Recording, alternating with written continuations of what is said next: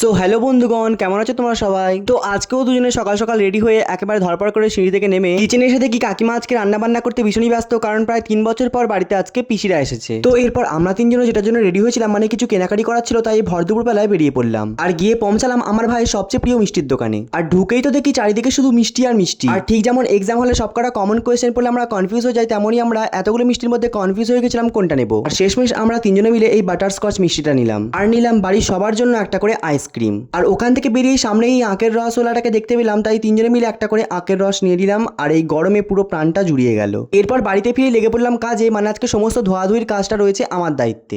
Chicken leg piece.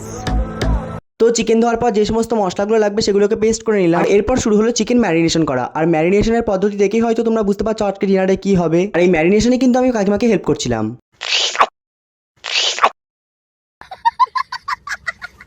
এখানে আমাদের chicken marination হতে হতে লাঞ্চেরও সময় হয়ে গেছিল, তাই আমরা সবাই মিলে বসে লাঞ্চটাও কমপ্লিট করে নিলাম। আর লাঞ্চ করার পর সবাই মিলে একটা করে আইসক্রিম খেয়ে নিলাম। আর রাত্রে ডিনারে আমরা কি কি খেলাম তা থাকবে সেকেন্ড পার্টে। ভিডিওটা ভালো লাগলে অবশ্যই লাইক এবং সাবস্ক্রাইব করে দিও। টাটা।